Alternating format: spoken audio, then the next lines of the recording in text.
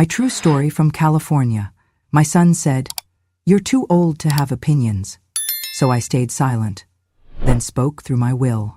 It was a Thursday evening when I walked up the front steps of the modest two-story house I had moved into 9 years ago, to live with my son, his wife, and their teenage daughter.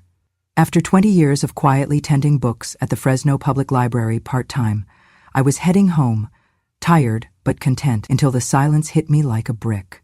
I unlocked the front door and stepped inside, expecting the comforting smells of bean soup or baking bread. Instead, there was nothing but stillness and the faint echo of my own footsteps. I called out, "Hello? I'm back from work." But there was no response. I carried my modest canvas bag, library badge, glasses case, knitting project, past the living room into the dim hallway. What I saw stopped me cold. My bedroom, my safe harbor for years, had been dismantled.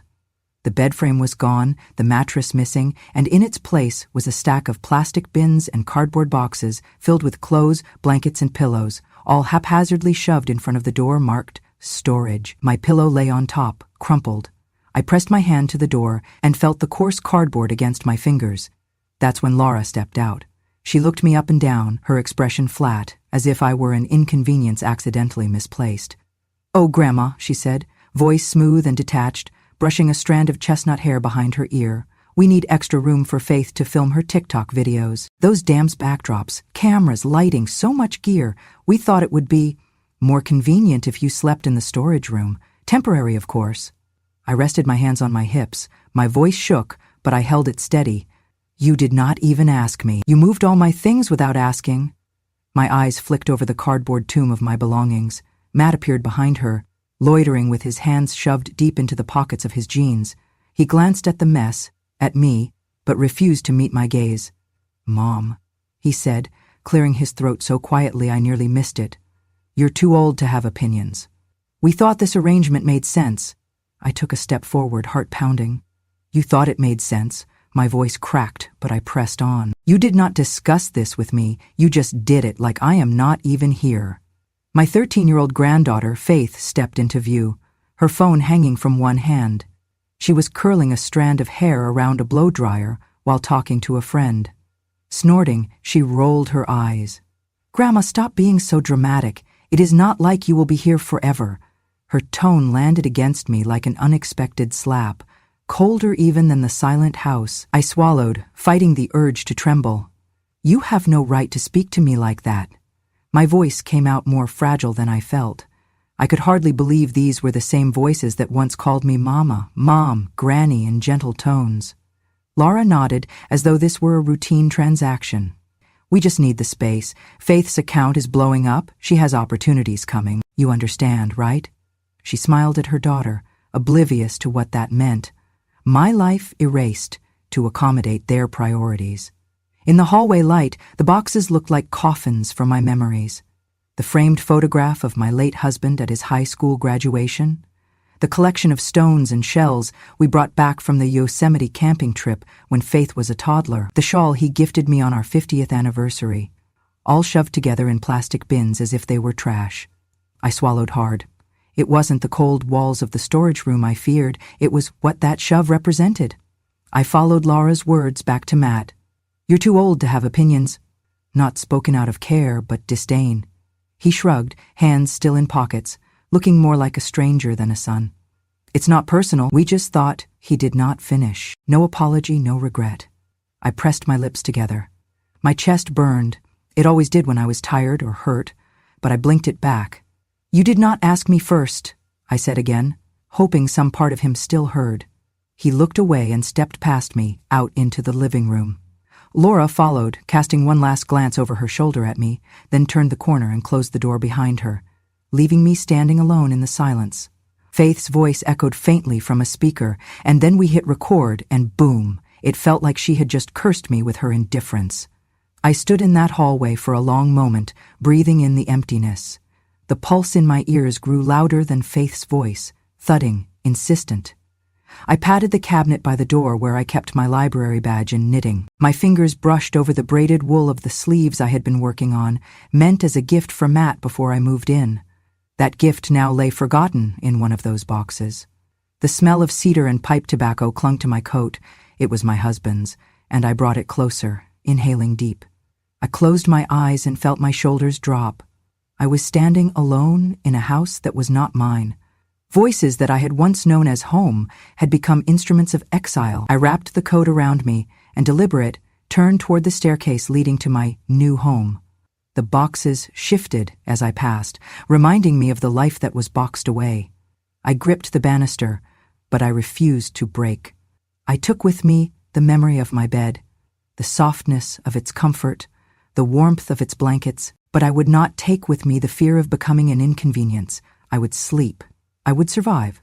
I climbed the stairs and paused at the threshold of the storage room. It was small, dusty, and smelled of old cardboard. But tonight, I told myself, it would serve. It would hold my body, if nothing else. I slid the boxes to one side, cleared a space on the plywood floor, and laid down. From somewhere above, I heard Faith's laughter. It echoed through the house. Taking a slow breath, I whispered aloud, "I am still here." And tonight, that was enough. It was years ago when my world shrank suddenly and painfully to a single apartment halfway across the country from where my life had once been full of morning light and easy conversation. After my husband Robert passed from lung cancer at 65, I felt that ache like an eclipse, everything dimming in its place. Suddenly I was alone with Matt, who was in his final year of college, and the quiet that filled our home was thick and unfamiliar. I had spent decades sewing, cooking, working part-time, but loss taught me how to feel the echo of every empty space. Each evening I would fix Matt dinner, perhaps a pot roast or my chicken and rice casserole, and wait behind the kitchen door until he finished. He would smile and say, "Thanks, Mom," and I would nod, knowing tomorrow I would do the same. But the next morning I would wake early and sit at the table with a slice of toast, not to fuel my body, but to hold a moment of calm before everything else began. We sold the mid-century house down the street, the one where I had baked pies, where Robert showed me how to plant geraniums in front of the porch, and with the proceeds, Matt and I bought a smaller home in suburban California. I thought we were starting fresh, closer to his new teaching job, closer to the ocean he had loved visiting as a child. I chose California because I imagined a life where my grandson would build sandcastles while I sat in the ocean breeze, my worn knitting at my feet, and I would feel useful again. I packed each bowl, each pot, each framed photograph of us cooking Thanksgiving together. I packed the chewed-up sweatshirt Matt wore in high school, the one he bluntly told me he did not want because it smelled like old wool, but which I kept anyway. I sold our old family home, my mother's home, because I thought being near family again meant we would be a team, a unit. At first, that is what happened. Matt would call me Mom. The word felt like a warm blanket, a small rescue. Laura, his wife, would greet me with a small smile at our first week, calling me Mom, introducing me to neighbors as my mother. We ate sometimes on Sundays, and I brought dessert, often a lemon cake or chocolate chip cookies, while Laura would fuss around her phone, planning a yoga class or ordering delivery. I sold pies for extra pocket money, and at holidays the table nearly groaned under the dishes, the laughter, the glow of candles. But within months, something shifted. Mom changed. I found myself called Ellen by both of them. It was like they pressed their palms against my voice, muffling who I had been. It happened gradually. They left out the title accidentally or with casual indifference, but once it fell away, the walls of that title stared back at me. I was just Mom, not Mom. My name stripped of soft echoes, ending with an N cold as reading on paper. Mom, can you pass the butter? Became, Ellen, the butter, please. It was subtle, but it left me feeling foreign in a place I had once made home. I remember the first time it really hurt. It was late afternoon. The golden California sun streamed through the bay window. I had woken early and skipped breakfast so I could go shopping. I had learned ballet slippers were dearer than I expected, and I wanted to surprise my granddaughter. She had told me that ballet class made her feel graceful, alive, and so I canceled my toast, forced down a glass of orange juice, and left with my purse, buying the pink satin ballet flats, smallest in the store. I wrapped them in tissue paper with a small ribbon and set them on the kitchen table that evening. When Laura and Faith came home, I watched as Faith caught sight of the box. With a burst of excitement, she tore it open, danced a little pirouette in the kitchen, her face lit up like she was chasing sunlight. "These are perfect," she said, hugging me with arms that once clung to my leg when she learned to walk. I smiled, my heart full, thinking this was why I had come. This was what I had bought my morning fast for. 2 nights later, I was washing dishes when the kettle boiled. In the quiet, Faith walked from the living room, her socks whispering on the floor. She glanced at me, rolled her eyes, and muttered, "Grandma, you spilled again." She pointed to a small ring of water around a saucer on the counter. My hands froze on the sudsy plate. I looked at the ballet slippers lined up tidily by the stove. They looked abandoned, perfect but forgotten. She was right. I spilled again. It was careless. But that moment I felt a cold twist. I had given up my breakfast, wrapped my chest with worry and hope, and now she mocked me for a drop of water. I did not answer. I dried my hands on a towel and walked out of the kitchen, down the hallway to my room, ignoring the lump in my throat. That night, in the hush of my small room, I opened my worn leather diary, the one I began after Robert passed, when each day felt like a question I could not answer out loud. I wrote about that water spot, about the pink slippers, about Faith's eyes that had danced for a moment, then cooled like dew before dawn. I wrote for 3 hours, long after midnight, until my hand ached and the candle burned low. I wrote of the weight of my mornings without toast. The ache of a name changed, a daughter-in-law's glance sharper than I had ever felt before. I wrote, because a woman cannot lose her echo without remembering where her voice fell silent. I traced each letter carefully to keep my mind steady, to know that if the wind snuffed out everything else, my memory would not break. The next morning, I did not speak of it at the table. I offered coffee and soft scrambled eggs. I moved the pink slippers to a shelf where Faith would see them every morning before ballet practice. I laid out a small plate with 2 biscuits and honey and set it in the kitchen nook before anyone woke. The smell of orange marmalade filled the room. I watched Faith dance out the door, head held high, her ribboned hair catching the light. I tucked a quilt around me and opened my diary again. On the page was the kind of resolve that only years of soft disappointments can forge. I would no longer be invisible. I would still care, but not at the cost of erasing myself. That day I typed a subject line in my email, "Mom needs a room." I attached a scan of my bank statement.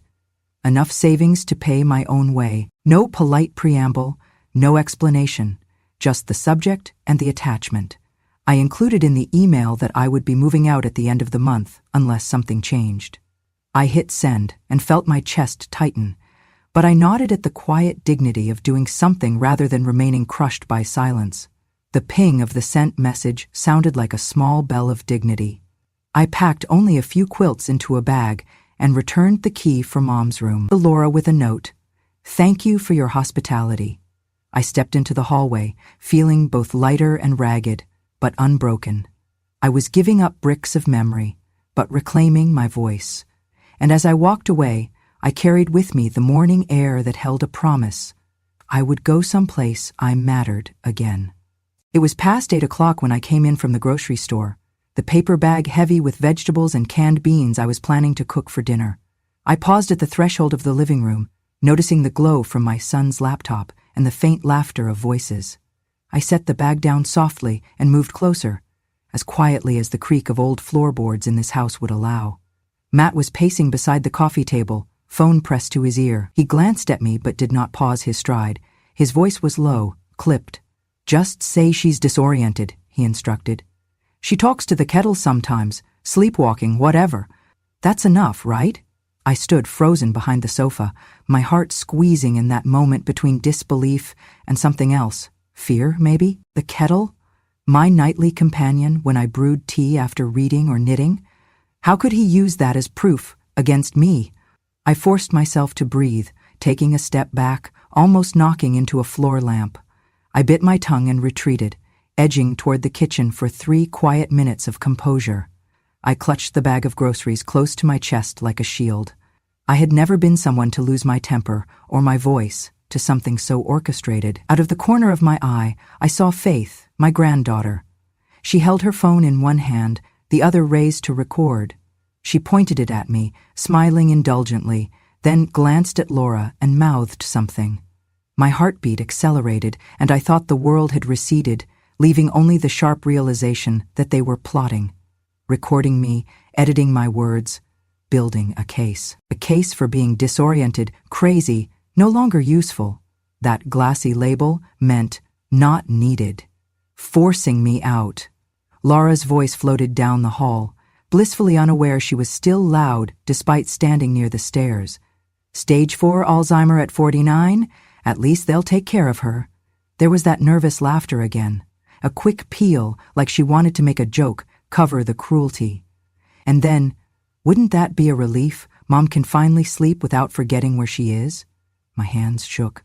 I leaned against the countertop, gripping a jar of tomato sauce for balance. The storm of injustice and sorrow twisted in my chest. I closed my eyes and waited for them to finish so I could walk out and say something firm, motherly. But the calm that fell on me was not silence, it was resolution. I would not give them that moment of spectacle, not tonight. Without knocking, I opened the front door and stepped onto the porch, letting it close behind me softly. I pressed my palm against the glass, steadying my breath in the crisp night air. There on the porch light sat my phone. I slid it from my sweater pocket and dialed a number I had not called in years. "Josh?" I said when he answered. My voice was calm, but to me it felt new, like an anthem that had been buried under disappointment. "It's Ellen." I paused, waited for him to remember. "I need your help. Tonight." The porch light flickered off as I hung up, but my vision was bright, sharper than any clarity I had felt in months. I was no longer alone. I returned to the kitchen, where the world inside felt colder than the night air. I unloaded my groceries slowly, bag by bag, folding my arms over my chest as if guarding a fragile core. The living room was empty, Matt and Laura gone, Faith nowhere in sight, just crumbs of conversations and the echo of those edited words. Tomorrow I would begin something new, but tonight I would brew jasmine tea in silence and let the clean warmth seep into my bones. I would write again in my diary by candlelight, because words mattered, even the ones I did not speak aloud. Tonight, I understood I had the right to speak them on paper, on tape, on my own terms. I sat in my usual spot by the window, watching the porch light dance on the dark pavement. I touched 2 soft squares of knitting in my lap, closed my eyes, and imagined the first time I had taught Matt to hold yarn. Back then, everything was simpler. Now the needles clicked steadily, as though marking time, one stitch at a time, weaving a life I intend to reclaim. I stayed there for an hour, until the lights inside went out. Then I headed to the bedroom, pulled on my nightgown, and set my phone down. I repositioned the small recording device Josh had sent me under the nightstand, no bigger than a quarter, no louder than a breath. If they wanted proof that I was no longer who I had once been in their eyes, I would give them the proof they deserved. But first, I would give myself the story I needed to remember who I still was. Before I went to sleep, I opened my diary and wrote just one line: "I am still here." Then, I closed the book, not because I was done writing, but because that sentence felt enough for tonight. In the darkness, I heard the echo of the kettle's hum in my kitchen, the warm steam I shared with my husband long ago, and though it no longer defined me as useful or needed, it reminded me. I was more than their judgment. I was still whole. Tomorrow would be harder. Tonight I would stay silent, but not powerless. It was 2 evenings later when Josh appeared at my door, framed by the soft glow of our porch light. The years had left him a little grayer, his hair still combed back, his suit still tidy, but there was something about the set of his shoulders, a quiet confidence that filled the porch. I stepped aside wordlessly and led him to the kitchen table where a single teapot sat, warming under the lamp. Without a word, he reached into his briefcase and pulled out a small object, no larger than a quarter, with a delicate clip on the side. "This," he said quietly, "will do more than your voice can tonight." He clipped it into a silver hairpin I wore at the back of my head, the pin I bought on our last vacation to Carmel. The device was nearly invisible, and I understood instantly what it could become. Over the next days, I carried on as though nothing had shifted. I made pancakes for Faith after school, folded towels in the linen closet, dusted picture frames that held me on days I had felt less heard, less seen. But while my hands were busy, something else was working too. A record of ugly truths no one would want filmed. Laura's voice, high and breezy, when she walked in unexpectedly one afternoon and sneered, "She's like a discarded balloon, just a useless womb that outlived its purpose." And my breath caught in my throat, though I kept folding towels. Another evening, Matt dropped his voice too. "She's like mold in the house, stale, stuck." His hands clenched at his hips, his gaze brittle, but he didn't suspect that every word bounced straight into my purse when I walked away. It was surreal, hearing them speak of me as though I were not there, as though I could vanish without a trace. My granddaughter Faith was the cruelest sometimes.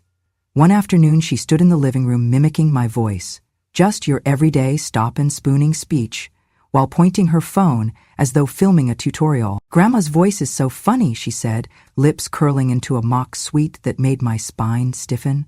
She took it, her phone close to my face. I stayed calm. In time, after she finished, I gently stripped the pin from my hair and slipped it into my bag, preserving the evidence, not letting her see I knew. Late that night, the memory of that moment prickled my thoughts. The way she lifted my pin without asking. The way her phone screen glowed blue and cold as she held it aloft. That's when I had realized the gravity of what I carried. Then, as I replaced the device, I removed the battery cap, carefully, discreetly, so there would be no noise to give it away. I tucked it flush with the wood of my bedside table drawer. It slipped from sight. I closed the drawer with the ease I had learned over these weeks. No hint, nothing to betray what I was doing. But I felt powerful. Josh called the next morning to check on me. I said I was fine, no need to come, I would manage from here. I felt a strange determination blooming inside, the kind that told me my worth was not measured by the approval of those who reduced me to convenience. Every day, I kept the device hidden, letting their voices spill secrets they thought safe behind closed doors. But I had found my own door, and I was holding the key. The recordings fit neatly together, like dark puzzle pieces of reality. I played a segment once, late at night, alone, pressing play and hearing Laura deliver that poisonous phrase. I held the room with nothing but my own breath, and I recognized a feeling I hadn't felt in years, a warmth that came from owning the truth.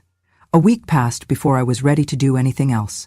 In the evenings I wrote, not in my old diary, but in a brand new notebook, labeled simply Evidence. My entries were brief: date, time, speaker, quote. Clean, sharp, irrefutable. My handwriting felt decisive. Josh had said, "Evidence is a language the law understands." So I spoke it in the neatest letters I could. During those days, I also began going through our papers.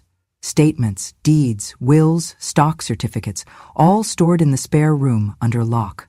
I pushed aside layers of dust and took inventory. I logged every account, every shared asset. I could feel the weight of all I had given them in trust.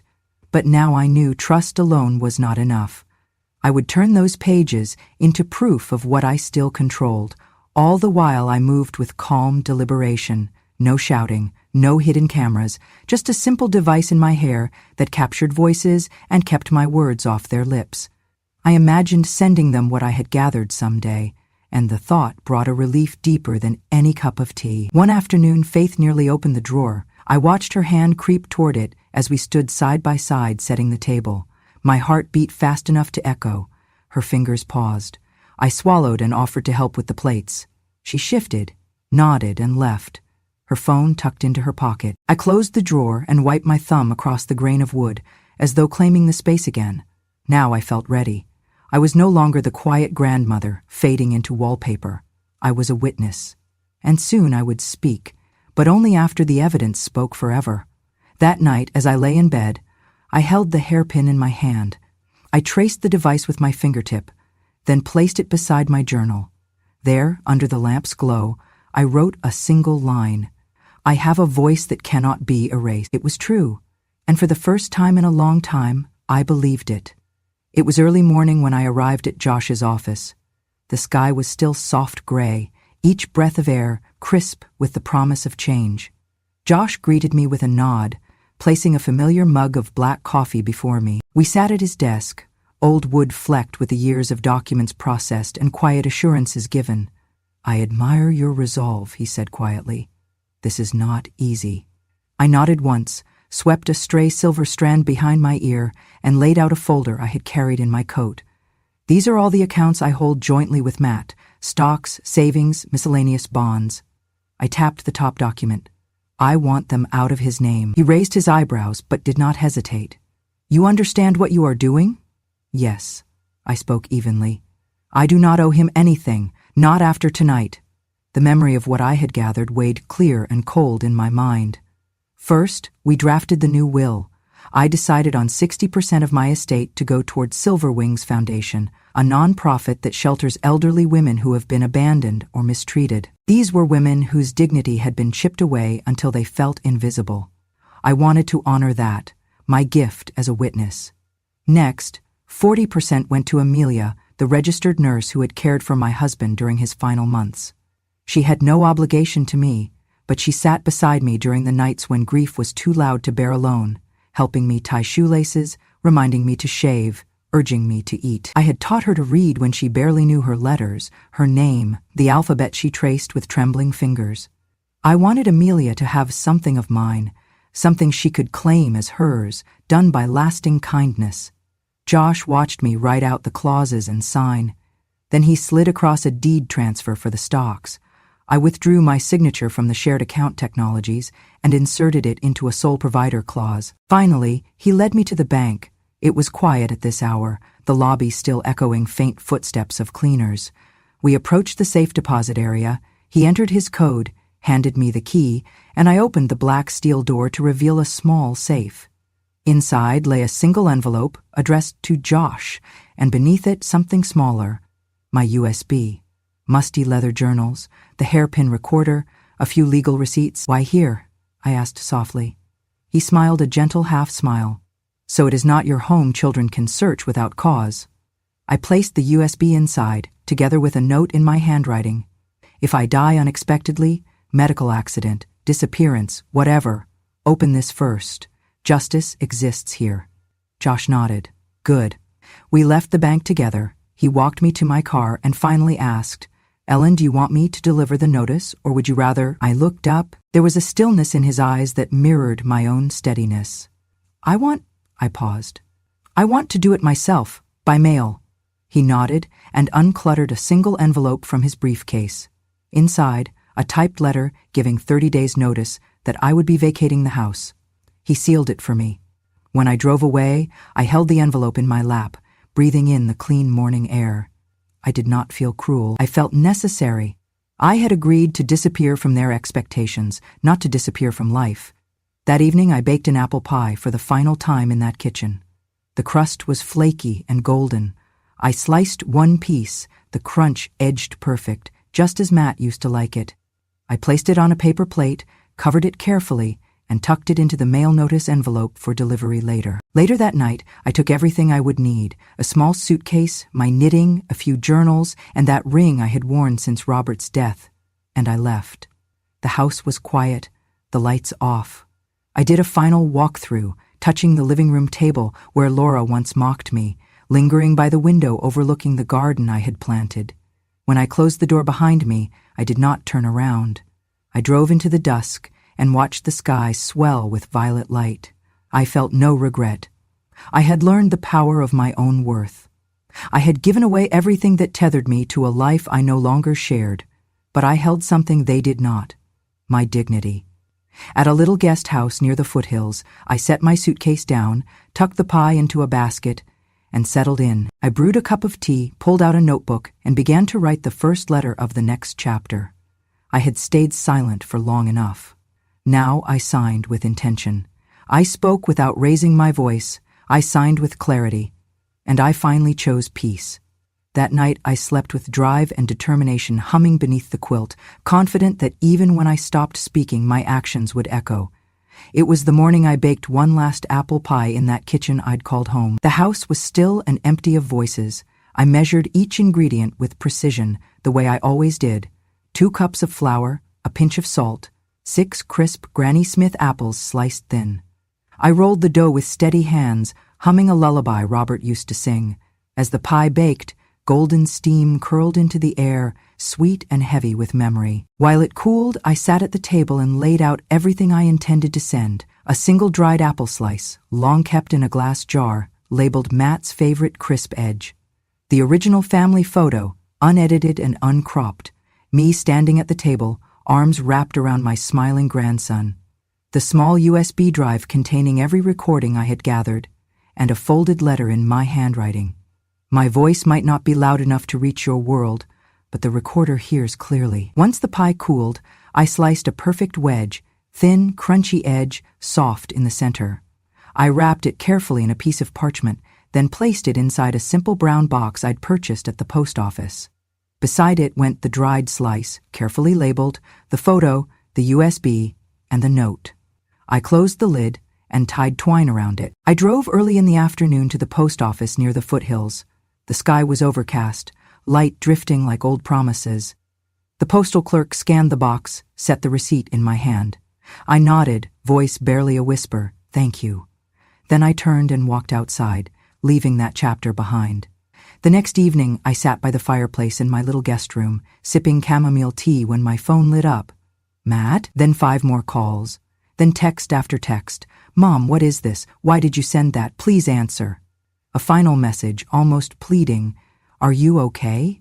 I turned the screen to silent and placed the phone face down on the nightstand. I let it lie there, unanswered and cold. In the dark, I thought of the first time Laura had called me an object, a useless womb who outlived her purpose. It had hurt in a way I couldn't name. Until tonight. Now, that voice was safely boxed in digital memory, a testament to their cruelty and my clarity. It meant I had no reason to stay silent any longer. Late that night, I opened the letter again and placed it beside the photo and pie crust crumb. It would stay with me always. A reminder of when I chose to leave invisibility behind. I traced my name beneath the words, Mother, Elan. I thought of the house I no longer lived in, how nearly every whisper from within was still mine, until I made them stop. I remembered the boxes of mementos shoved into storage, the rooms that held my memories now empty of me. But in my hands that night, I held something far more powerful, a voice that would outlive them all. I let my eyelids close, and for the first time in months, I felt a quiet freedom settle around me. The house might have been cold and hollow, but here, in the soft hush of a new place, I felt somehow warmer. Tomorrow I would send the notice. Tomorrow I would continue with the next step. But tonight, I could rest, knowing that I had finally spoken, even without saying a word. That slice of pie was gone. But what remained was unmistakable. I had left with dignity, not with anger or brokenness. And as I drifted to sleep, the recorder's voice was quiet, but its message would echo far beyond walls. It was a late autumn afternoon when I arrived at the cemetery. The sky was slate gray, and a soft breeze stirred the golden leaves at my feet. I carried with me a small, dried apple twig, slowly pressed and fragile, a token of memory and closure. I paused at the gate and took a steadying breath before walking down the path toward Robert's grave. Nearly a decade had passed since I laid him to rest, but today felt like returning to a chamber of the heart I had kept open, just to close it properly, once and for all. The grass was damp underfoot, each step imprinting a finality in my mind. Other graves passed in solemn rows, each headstone a story paused. When I reached Robert's marker, set in polished granite with the words beloved husband and father, loved quietly, fought fiercely, I knelt and placed the twig gently against the base. I traced his name with a trembling hand, as though seeking a tether in my own memory. "May kill me with silence," I whispered in that language we shared in moments when English felt too clumsy, "but I live again with the memory you left." I tilted my head upward, closing my eyes. The breeze brushed my cheek like a sigh, as though answering back. I sat down on a nearby bench, folding my hands into my lap. The pinched ache in my chest had softened into acceptance, into a quiet pride in all I had endured and overcome. I studied the stone. I thought of the dinners we cooked together, the way he'd whistle while washing dishes, the sound of rain against the kitchen window when we read by lamplight. As the sun dipped low, I sensed someone approaching. I did not need to look. The weight in the air told me it was Matt. I rose when I heard his voice underneath the wind. "Mother?" He sounded brittle, his voice hushed as though he were inside my chest. I turned slowly, watching him step onto the grass. He wore a coat too light for the season, like a last-minute apology. He stopped a few feet away, eyes red-rimmed. "Mother," he began again, his voice cracking. I'm sorry. I didn't know how much you were hurting." I kept my gaze on the gravestone. I traced the letters with my fingers. Robert's name, our years together. It felt steadier than looking at Matt. He swallowed, stepping closer. "I screwed up. I know that now." I exhaled slowly. "You don't need to understand anymore. No apology could rebuild what had been chipped away. I've played my part. I had walked through every scene they wrote for me, played every role, caregiver, grandmother, silent guest in my own home. Now that act was over." He flinched, but did not press further. The silence hugged us both. He rubbed his coat collar, looking down as though the grass held the answers he could not find. Then he looked up. Can we talk?" I turned back to the gravestone and rested my hand on top of it, a gesture of farewell. "There is nothing to say," I offered gently. "Just truths I have already signed." He nodded, as if he finally understood. He stepped back, took one last look. "Goodbye, Mother." His voice softened to a breath. Then he turned and walked away. I watched his shoulders recede, the space between us growing, safe, final. I stayed another moment, letting the breeze stir the leaves around us. I closed my eyes. I felt a wash of relief, not bitterness, not pain, just the quiet certainty that this was the end of that chapter. I stood and brushed a stray leaf from the footstone. I straightened the apple twig and left it neatly beside Robert's name. I walked away from the bench without looking back. My steps were calm, measured. The path led through fallen leaves toward the iron gate. The town lay beyond it, a world I once sacrificed for, now steadily reclaimed for myself. I reached the parking lot. My shoulders felt lighter, the air fresher. I opened the car door and slid inside, unwrapping a small packet tucked in my coat pocket. It held 2 dried squares of apple, kept safe since parting from that kitchen. I tasted one and closed my eyes. It was tart, crisp, whole. Tonight I would bake a pie. For myself, not for them. And tomorrow I would begin again.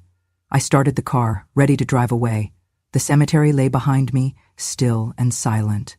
I breathed deep and knew I had chosen myself, and that was more than enough. As the engine grew quiet in the dusk, I whispered to the empty seat beside me, where his jacket still hung. "I am here. I am whole, thank you." And I drove home. It was early spring when I moved permanently into Josh's cottage, nestled against the foothills where lavender and sagebrush grew wild along the garden path. I had carried only 2 suitcases, one with clothing and journals, the other with knitting, and a small wooden box full of letters I would never send. Josh met me at the door, his eyes gentle, his presence steady. Without ceremony, he showed me to the guest room, already warmed by sunlight. A kettle stood on the stove, and the scent of chamomile tea drifted through the air. As I settled into the small living room, he poured a cup of tea and placed it beside me. Exactly as he remembered, 2 spoons of honey, the tea steeped for 3 minutes. He did not ask if I wanted milk or sugar. He simply knew. I sipped it slowly, letting the warmth seep into my bones. No words were needed. Each evening, we shared the same sacred routine. After supper, we carried our cups into the sitting room, where 2 leather armchairs faced a low table. Side by side, we settled in, each with a book. Me, one of my old biographies of Eleanor Roosevelt. Him, a dusty volume of wartime poetry. Sometimes I read aloud when Josh paused, a line of verse binding us across generations. When I stopped speaking, he nodded, reflecting in his quiet way that he understood. No declarations, no pity. Just the comfort of presence, and I realized how rare that was. A friendship unburdened by obligation, rooted in memory and mutual respect. When I placed my teacup back on its saucer, I felt no need to explain how I had come to be here. Everything that needed saying was already understood. That I had felt lost, and now I had found a place where I wasn't expected to disappear into silence. One afternoon, I found a letter at the door, postmarked from another town. It was from Amelia. Dear Mrs. Ellen, I hope this finds you well. I am delighted to share that my new clinic, Renewal Health, is finally open. There's a plaque above the door with your name on it. I wanted you to know that your kindness lives on. You helped me learn to read those first words, my foundation. Please know that if you ever need rest or company, the door is always open. I folded the letter slowly with trembling fingers, the paper soft under my hands. A vision formed. That small clinic, the name Ellen Hudson engraved above a door where people might walk in, expecting care and finding kindness. That name carried not price or possessions, but purpose. I felt, for the first time, that I had not traveled so far only to disappear. Josh noticed my silence. He set aside his book and looked at me with gentle curiosity. I held up the letter between us. He read it, eyes brightening. You gave her more than lessons, he said softly. You gave her confidence. I nodded, swallowing the lump in my throat. I think maybe I helped a life bloom even after mine felt like it was closing. He reached out and rested his hand briefly over mine, a gesture warmer than words. In the days that followed, I found myself writing again, this time not to collect evidence or build wills, but to speak from a place of resolved power. I wrote a letter meant for no one, to be kept in my chest of journals. My children no longer need to hear my voice, but many others will. Through her I live, through acts, not expectations. I did not seek to be remembered, I only sought to remember. I wrote it in the mornings, whenever the sunlight reached my desk, warm and patient. When I paused, I looked out the window toward the mountains, blue and vast, their peaks unmoved by any human story. I felt the distance between what I had lost and what I had built, and it felt enough. One evening, after supper, I placed an envelope on the windowsill. On it, in my shaky handwriting, I do not need anyone to remember me. I just need me not to forget. Josh glanced at it before closing the curtains. He didn't speak. He didn't have to. That night, I brewed chamomile for two and set it on the table. When Josh returned with our tea, I closed my book and let my eyes rest on him, on the soft lamplight, on the veil of quiet contentment that now filled the room. I had left behind a life that squeezed me into invisibility. Here, I had found a life that valued silence as much as speech, stillness as much as sound. I realized then, I no longer measured worth by the volume of voices around me, but by the steady heartbeat of my own purpose. The next morning, sunlight crept through the curtains in long, pale beams. I woke early, feeling the kind of spacious peace I had not felt in years. I sat in the armchair, closed my eyes, and remembered how to dwell inside my own breath, to rest without guilt, to exist without apology. And in that light, I understood that the loudest stories are not always shouted. Sometimes they are written in quiet chapters, woven softly into hospital hallways, library stacks, and friendship that comes without pretense. It was a life I had rethreaded, not for applause, not for recognition, but for the steady, unassuming triumph of a voice that refused to be erased. I leaned back and whispered into the dawn, I am here, I remember. If this story touched your heart, if it reminded you of someone quiet who once gave everything and asked for nothing, then I invite you to stay with us. On Grandma True Stories, we tell the truth, the kind that sits deep in the soul and never quite fades. Stories from women who were told they were too old, too quiet, too dramatic, until they remembered who they really were. So if you believe that silence holds power and memory holds justice, then please subscribe. Hit that bell so you never miss a whisper that matters. Because here, when a grandma speaks, the world finally listens.